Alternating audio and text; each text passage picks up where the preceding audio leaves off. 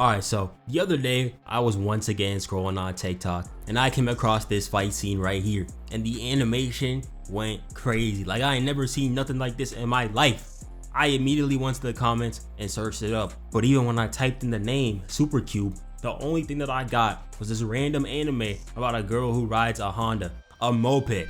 Ugh. But when I finally watched the show, it was fire. Well, kinda. The story itself is kinda lacking, and I'ma be for real, it is very confusing. But let's be real, y'all aren't here for the story, you're here for the hands. My expectations were already high for Chinese shows, think the Scissor 7, but let me tell y'all, the animation went wild.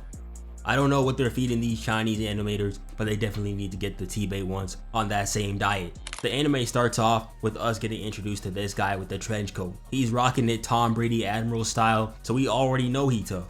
His objective is to save this girl over here, whose name is Yao, from these four men. Also, I already apologize for how I'm about to mispronounce these names. So when they pop a domain expansion on her, he calls her, gives her some comms, and helps her get away through this door. He runs through this alleyway with this beautiful animation, but the men are right on his tail. So after dodging that bullet, he leaves the girl with his watch and then heads off to run the fade. Jumping off the building Assassin's Creed style, you already know he feel himself. Hopped down and immediately got to work. But these laggies aren't no lightweights. Glasses over here ate that light work. Quick 1-2 with the leg, then blows him away. Weave, kicked him, uses the trench coat on this guy, catches the leg, then kicks bro in the balls. I know he heard it. Kicks this guy away for the second time, then uses the same foot for the uppercut. Then he equipped the trench coat back from his inventory into the backflip. Let me get an instant replay. That spin was Febreze air levels of clean. Backflipped into the glasses guy, but this reverse drop axe was nasty. Then he flipped him over to the other dude, but these guys aren't done. They take it into the sky, but he got hands in the air as well. Throw away, uppercut, weave, sat his ass down. Lil bro got smacked and tried coming back for more, but he sent him blasting off again like Team Rocket. With his tie too, I know that had to hurt. Then they tried jumping bro, but all that ended up doing was giving them the 9/11 treatment. He came out of that unscathed. The white tee and the trench coat don't even have a speck of dirt. Threw it off, and I knew he was about to get serious. Bro thought he was scary lifting up the building, put the arms down, you was not Sukuna. Dude wasn't even phased. Turned the rubble into his own attack, and then he straight up eviscerated him. The animation here was spectacular. Ass got beat so bad, he got hit with the Sukuna domain expansion. That's how you know he's dead. Hey, let it be known, we really got 2 domain expansions in the first 7 minutes of this episode before Megaby got his own. That's crazy. Really pulled out the gun like he would have done something. Hey, he may have been out of options, but he wasn't out of bullets. Then this guy does something crazy. He starts reversing time, and he goes back to where the girl, Shen Yao, was before. And this is where we meet our main character, Wang Xiaoshu. At least that's how I think you say it. We fast forward, and Xiaoshu, a college student, is now partying with Shen Yao and some friends. And this is the first time I have seen 2 characters confess to each other on episode 1. Got straight to the point right away, finally. I know bro over here was heated, talking about some, not me, with that whack ass haircut. Don't play with me, man.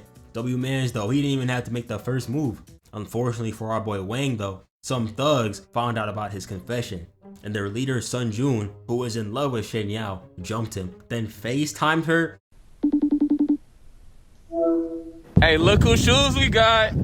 Got his ass lacking. Come on, bro. Got his ass lacking. Hey, what size y'all want? I don't know what he was trying to accomplish here. All it did was prove that he'd be willing to go to such lengths to love her. This nigga is very, very dumb, and you will see why soon.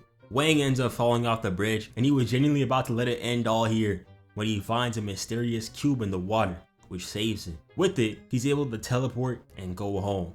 This is the Heretic Cube, and it's from someplace or something called the Ultimate Universe System. And basically, dude just hit the jackpot, because the cube is here to serve him and him only. He can now teleport, he has increased combat skills, has a literal domain expansion, observation hockey, and he got Jarvis built in his body. To increase his power, he needs to find gemstones. With those, he can level up and stuff solo leveling style and get hella strong. But before that can happen, the next day at school he has another run-in with those goons from earlier. And after another terrible attempt at getting with Yao. Just want me to slide in that little shit. I'll slide in that little shit. Look at how you land. You want a nigga to slide up in that little shit. Wang tells these thugs that he'll meet them at the North City basketball court at 5 p.m. to run the ones with their leader.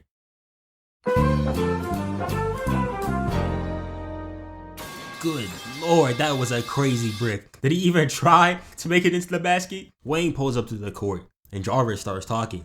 Alright bro, there's 13 niggas in here and I'm gonna be for real. You got a 20% chance of getting out of here alive. Wait, what? But hey, follow my lead and you got this. They get down on the court and ready to run the ones. But June is playing scared. He's not even running the fade. Instead, he let Baldy over here go first. And there is no way that this guy is a college student. Maybe a community college one. He got 2 kids and a divorced wife waiting for him when he gets home. Jarvis, what's his power level? Walter White here ain't nothing serious. Combat power, level 10. I bet. Follow my lead real quick. Weave that. Watch that left. Right, get low. Block, weave, parry. Alright, now he got half his stamina left. Wait for him to strike and send his ass back to the nursing home. Wang then did his ass dirty. The cube didn't even tell him to do him this diabolical. Block, weave, parry, blocked the backhand, caught the leg, and he immediately knew he messed up. Also, I don't know why they put this here. They do this dangerous action. Please do not imitate. Like, yeah, man, after watching this, I am totally going to go to my local basketball court, fist the dude in the face, bring him back, and then throw him into the wall for the backbreaker. Nah, his old ass is done. And instead of running the ones, June is still hiding behind his men. Why are they even following him? Do they not see this? Then the jumping commences, but Wang was ready. Threw the first guy away. Bro over here thought he was him. That dodge had him posting crazy. Bop, weave, light work, jab, elbow, ate that punch easy. Watch your back, tween. Damn! I don't know why bro over here was emoting over a sneak attack. This reminds me of Ronaldo when he was celebrating that Bluetooth goal. Like, you did nothing! Goodness me, he deserved that though, not gonna lie. If I saw the guy I was jumping hitting Simone Biles routines mid-fight, I'd have to skedaddle. He's even posing like her. Down the railing into the double leg sweep, that was clean.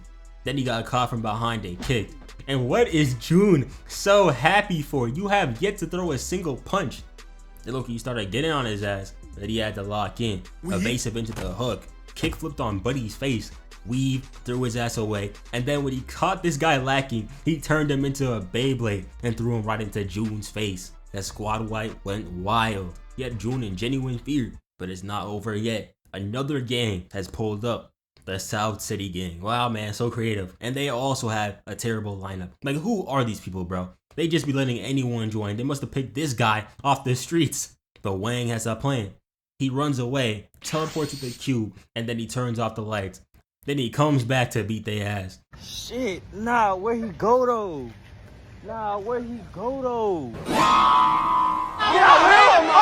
Hit the clothesline of cervical dislocation on the leader. Easy. Weave, elbow, block, weave, elbow again. Then 2 weaves into the triple elbow again. Dude just discovered a new combo. With the North and South City gangs defeated, he makes that bum June turn over a new leaf and take the blame for the entire incident. And he will never harass Yao or any other woman again. With that taken care of, our boy has some other matters to attend to, as he goes gem hunting to increase his power level. He even goes on a date with his girl Shen Yao, and you know they were having a good time. Them Nike Louis Vuitton Air Forces boosted his confidence as well. They was having a fantastic day. He even gave her a gem. But yeah, that happiness did not last long. Not even a day passed and Shen Yao got kidnapped. Okay, bro, this is genuinely getting ridiculous. Everything in this story revolves around this girl. Who is she? Why are these national level threats trying to kill her? And why is she getting kidnapped or harassed every other day? After hearing the news of her kidnapping, he runs into Shun Jun.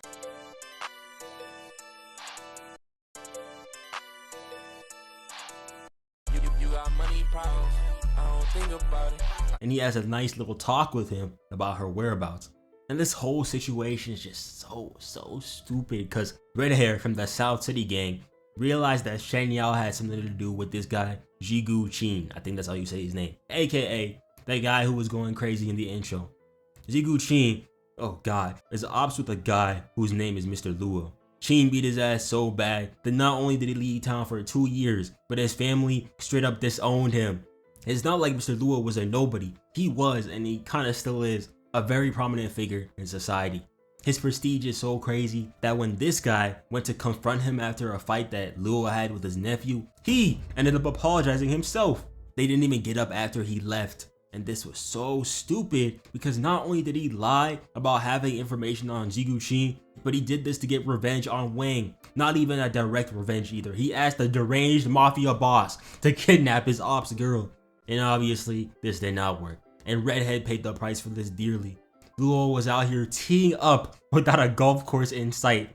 Dude was so scared he pissed his pants. You know how much you gotta piss to make it noticeable through the jeans? God. But back to his beef. Mr. Luo wants revenge. Badly. He got Thorfinn levels of hate for this guy. And me personally, I would have let that go. Because not only did he take 2 of his fingers last time, did you see the way bro was moving in that fight scene? I would have taken those 2 years to head back to the straight and narrow. But our boy Wang does not care. He's got one thing to do, and that's to get his girl back. So using the gem that he gifted her, he tracks down her location to this tower. Mr. Luo planned this carefully. On every floor, there's a strong fighter waiting for Ziguqin. 7 in total, which is also very dumb because as we saw earlier, Zhu can easily defy the laws of physics, but whatever. All that means is that I get to see some hands thrown. Luo even had the CCTV live video of everything that's going on here for Shen Yao to watch. He's evil. The first opponent was this big guy over here, and he and Wang start going at it. They go hit for hit a little bit, and Wang may be out of his weight class, but that don't stop him from throwing hands. Step back, weave, parry, weave, hit the sonic spin, 2 more attacks, and then he got caught, but that's no problem. Spun out of it, hit this wild ass kick, the flexibility is crazy, then hit another, and now he's feeling himself. Oh yeah, let's keep it pushing. Dodged all his attacks, then brought out the hammer for the finisher. I forgot to mention, he can store items in his inventory with the cube. 1 down, 7 to go, but he didn't even make it up the stairs before. Behind you. This next guy has a combat strength of 75. For reference, Pablo, the big guy, was 50. Also, I don't know why this random Chinese dude is named Pablo, but whatever. He's an assassin type fighter. Looks like he can use ninjutsu too, or something, but Wang got better hands. Dodged the kunai, backflipping with a kick, 180, bopped his ass again, and now he's showboating. Once Wang figures out that he's stronger than you, he just starts doing whatever, man. Assassins really get hit one time and resort to hit and run tactics. This dude even had a whole backstory, talking about how he was thrown into a dark dungeon as a kid and forced to throw hands with monsters. What is this Toji ass backstory? Didn't even matter. Wang literally bitch slapped him when he tried to spin back. Then when he tried again, he whacked him in the balls. All that training for what? Work, that's 2 down. His next opponent is Beowulf, and we can immediately tell that he's like that. Old men in anime are not to be messed with.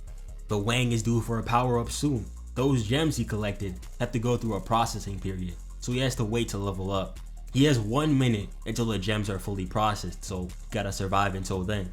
Wang was basically getting belt to ass for 60 seconds straight. I'm telling you, these old men don't play. But just in time, that power boost came in clutch. Now he's feeling himself once again. Took off the running jacket to run the fade. 1 punch, had an unk on his knees. Then bro hit a black flash, not once, but twice to finish the job while his girl was watching. Alright, 3 down, 7 more to go.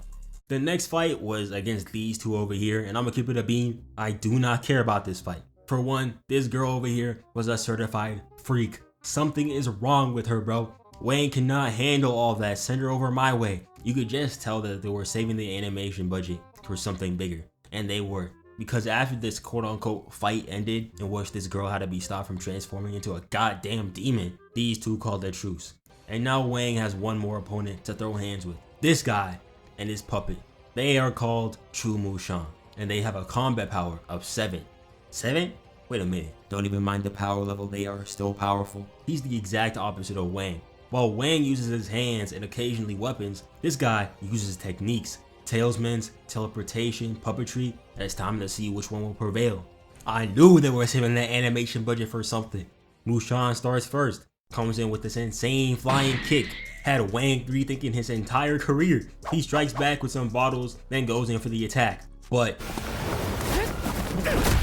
damn, that's gotta hurt. Bro was holding them mid-air. No matter though, he keeps it pushing. And they start boxing. Mushan is putting belt to ass though. He got Wang fighting for his life. 1, 2, face the leg sweep, then sits his ass down. Wang tries to strike back with the paint, but that dodge was too elegant. Weave destroyed the chair. Wall hopped with the 360 kick. Then he put bro in that spin cycle. Forget what I said earlier, bro got hands. Wang had to compose himself, and Mushan is over here loving it. They jump back in, but Wang is not playing fair. He blinded him with the dust, and Mushan was generally just throwing hands. He couldn't even see, but he was still cooking. The way they were using the surrounding area was clean too. Mushan got thrown onto the board, but then he launched Wang up and then kicked him away, just for Wang to swing around on some rubble and kick him off. They went up top, but Mushan on one now. He got the eye drops in and he started moving different. Backhanded a left kick with a smile, then got this 3 parry combo. Elbow, bitch slap, gives him an explosive tag, booms him away. Pulls up, kicks him away again, but he pulls out the puppet, and he was abusing this man. Look at that finger movement, he letting that thing bang. But Wang can move too. He pulls up, parries all the key blasts, and knocks the puppet out. Oh yeah, now he feeling himself once again. Mushan comes in from behind, and they clash. Freaky ass out here licking all the blood up. But even though Wang took the blow, he got something even greater. His hair. Look at his face, he been waiting for this moment ever since that nut job he got earlier. He really went in for more as well, spinning his hand, wound it up, and launched him across the floor. He thought he killed him with that punch, and I did too. He looked dead as hell. I probably would have tried to stay dead, and if I had a haircut this trash, good lord. Who the f did your hair? What? Nah, I'm on the phone. It isn't over yet though. That was just Mushan's first form. It's time for the second stage of this boss fight. Mushan genuinely went ultra instinct, and he was out here moving like he had it too. Damn! Wang's soul is no longer with us. Pulled up, hit a pirouette, kicked bro up, had Wang trying to escape. He was going so fast that the shadows were out here dancing. Animators hate Wang with their entire heart and soul. These frames were crazy. It was doing Wang the worst, bro. Check this out. Wang kicks, uses the momentum upwards, and goes for the down slam. Gets sidestepped, tailsman, and slapped so hard that the nigga did a whole ass flip while getting posed on. Quick reminder, his girl is watching this live as well. I know she's sick. Then Mushan bombs him away. Bro was genuinely fighting for his life. Got him in that Tom and Jerry skedaddle animation. But he ain't finished. Somehow, he's got enough stamina to hit moves like this. Wall run, hits a few flips, 1-2 on the puppet, but then he got cooked again.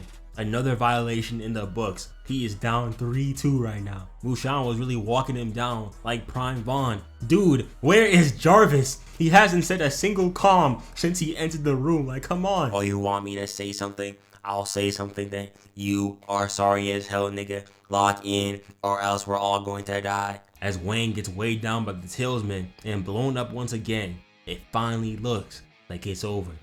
But it's never over for Wang. Not while his girl is still in custody. That shovel gotta be made out of vibranium. No way he blocked it with that. I will be tweaking too. Now it's time for the finisher. He turns it up to the max. Flash steps, and he absolutely destroys the puppet with his Zoro type slash. And now he's back to feeling himself. Wang is the embodiment of acting tough when they're up, but I don't care. Then, this fresh out of high school teenager proceeds to beat out a full grown man in strength and hit the most diabolical, disrespectful finisher I have seen on live TV, because he proceeds to use his own weapon against him and beat him like a bongo drum. Never in my life did I ever expect to see a full grown man getting dribbled off another man's fist. Treating Bo like a damn kendama. This is crazy. Got cooked so bad that dude tried hitting a self-destruct with the puppet, but that didn't even work. The aura loss is crazy. Wang wants him gone for good though. So after hopping out the building and playing a little parkour and literally turning into Natsu for a second there, he gives him another finisher to finally beat him. He eviscerated bro from existence. All he got left is the undies. But it's not over yet. Wang is still badly injured. And even after his big win, going 5 for 5 and even eventually finding Yao, he found out that this evil ass nigga Luau strapped a bomb to her chair. And even worse, he made precautions so Wang couldn't teleport out of here. His biggest op is gonna watch him and his girl get blown to bits. And even when he tried cutting it, it didn't work. So he sacrificed himself, taking the bomb. But even that wasn't enough to kill him. Luau himself was about to finish the job when, you guessed it, the aura farmer himself, Jigu Chin, enters the premises.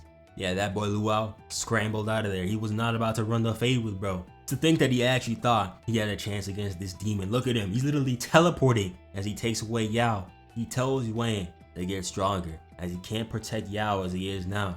And he knows nothing about her or the world of superhumans. And then, just like he entered, he disappears off into the night. And that's it for today's video. Who is Yi Guqin, Shen Yao? What happened to our boy Wang? And where did his powers truly come from? We're gonna have to find out next time. See you then.